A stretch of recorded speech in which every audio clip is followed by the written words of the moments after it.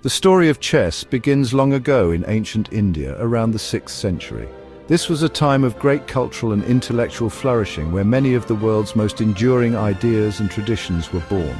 The game was called Chaturanga, meaning 4 divisions of the military, infantry, cavalry, elephants and chariots. These divisions represented the key components of the Indian army at the time.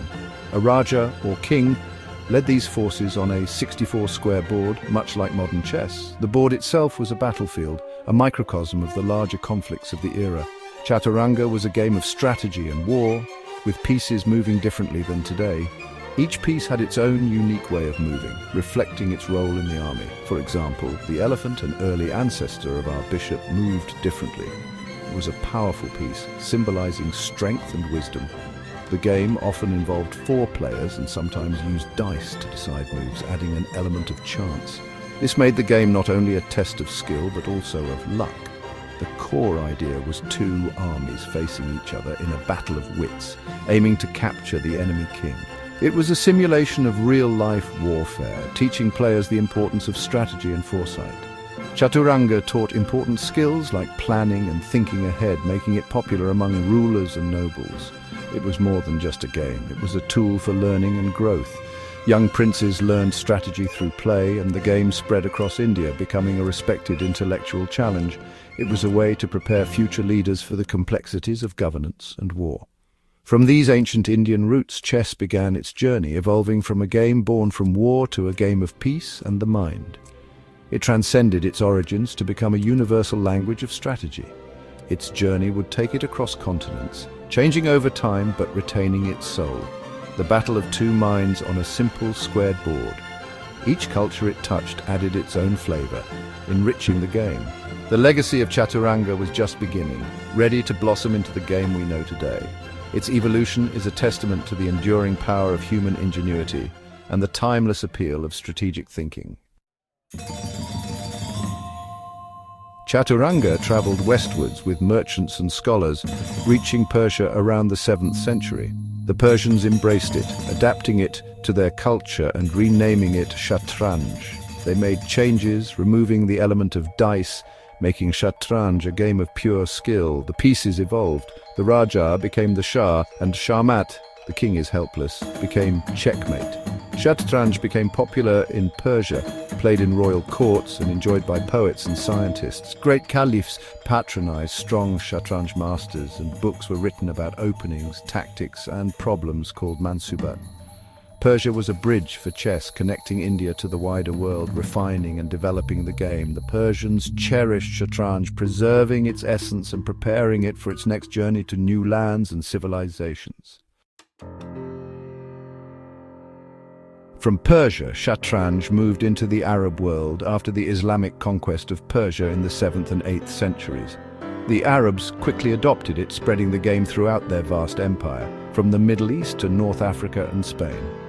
Arab scholars studied the game intensely, writing important chess treatises that analyzed openings, endgame strategies, and famous games.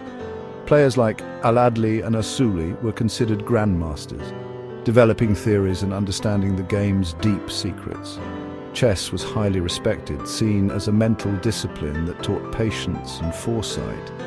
Many caliphs and viziers were avid players, and the game was part of a sophisticated culture, played in coffee houses and discussed by intellectuals. The Arab world preserved and enriched chess, ensuring its continuation and preparing it for its next destination, Europe. Chess began to enter Europe around the 9th century through routes like Islamic Spain, Al-Andalus, and trade with the Byzantine Empire. These routes were crucial in spreading the game across different cultures.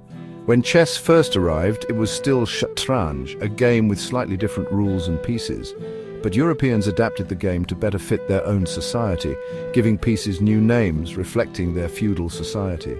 This adaptation made the game more relatable and engaging. The Shah became the king, the Ferzan counselor became the queen, a powerful piece on the board. The elephant became the bishop, reflecting the church's influence. The horse became the knight, symbolizing the warrior class, and the chariot became the rook, representing the fortified castles. Chess quickly became popular among European nobility, who saw it as a game of strategy and intellect, seen as a noble pastime suitable for the educated and wealthy. It was a symbol of sophistication and learning. It was often included in a knight's education, teaching them strategy and foresight. And chess sets became valuable items made from ivory or precious woods, often passed down through generations. Despite some opposition from the church, which saw it as a distraction, chess spread, finding its way into monasteries where monks played it during their leisure time. And being played by scholars and students, it became a tool for teaching logic and strategy. By the late Middle Ages, chess was well established across much of Europe, but it was still evolving, with new rules and strategies being developed, with big changes on the horizon that would shape the game into what we know today. Around the end of the 15th century, chess changed dramatically in southern Europe, possibly in Spain, Italy, or France. The most important change was to the queen, who became the most powerful piece, able to move any number of squares in any direction. This revolutionized the game, making it faster and more dynamic, with quicker attacks and easier checkmates. The bishop also gained more power, moving any number of squares diagonally. Other new rules included pawns moving 2 squares on their first move, the en passant capture rule, and castling to protect the king. These changes made chess much closer to the game we play today, and modern chess was born, spreading rapidly across Europe. The new form of chess was more appealing and thrilling, with players embracing the faster, more tactical game. Books were written about the new rules and strategies, and the game's popularity soared, reaching a wider audience. The 17th, 18th, and early 19th centuries were an exciting time for chess, known as the Romantic era. Players loved bold, attacking chess, focusing on brilliant sacrifices and quick, beautiful checkmates. Chess cafes like Café de la Régence in Paris became popular, where masters gathered to play, give lessons, and discuss new ideas. Famous players like Gioacchino Greco, François-André Daniquin-Philidor, and Louis-Charles Mahet de la Bourdonnais emerged, contributing to the game's development.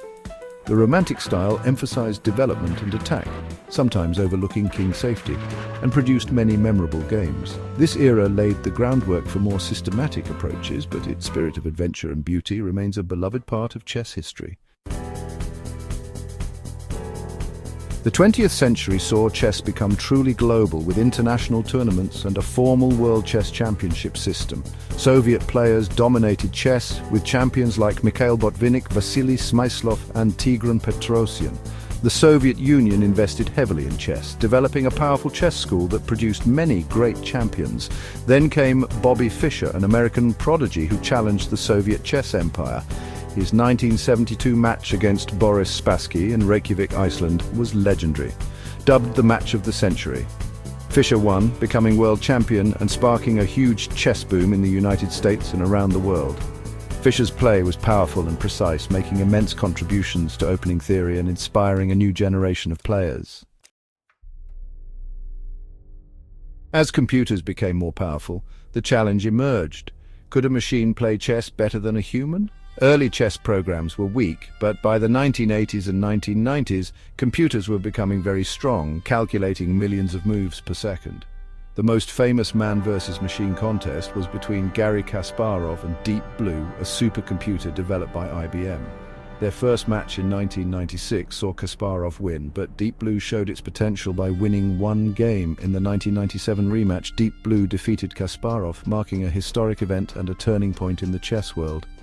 Chess engines are now stronger than any human, used for training and game analysis, helping us understand chess more deeply. The Deep Blue match demonstrated the progress of technology and opened new ways to explore the ancient game of chess. Today, in 2025, chess is more popular than ever, transformed by the internet. The digital age has breathed new life into this ancient game, making it accessible to everyone, everywhere. Millions of people play chess online every day, connecting players from all over the world. This global community transcends borders, bringing together enthusiasts of all ages and backgrounds. Online platforms offer amazing learning tools with video lessons, interactive puzzles, and databases of millions of games. These resources make it easier than ever to learn and master the game, whether you're a beginner or a seasoned player. Powerful chess engines analyze play, showing mistakes and suggesting better moves, making it easier for everyone to improve. These engines have revolutionized training, providing insights that were once only available to top grandmasters. Chess is also a spectator sport, with major tournaments streamed online and attracting huge audiences. Fans can follow their favorite players and enjoy high-level matches from the comfort of their homes. Personalities like Magnus Carlsen have become global stars, bringing chess to a wider public.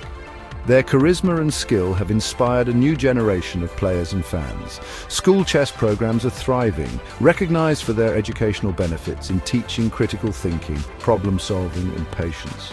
These programs are shaping the minds of future generations. The future of chess looks bright, with artificial intelligence pushing boundaries and new chess variants offering fresh challenges. Innovations continue to expand the horizons of this timeless game. From ancient India to the digital world, chess has journeyed far, connecting generations and cultures and challenging the human mind. Its rich history is a testament to its enduring appeal. Its epic story continues, always evolving, always fascinating, and always ready for the next move. Chess remains a game for the ages, constantly reinventing itself while staying true to its roots.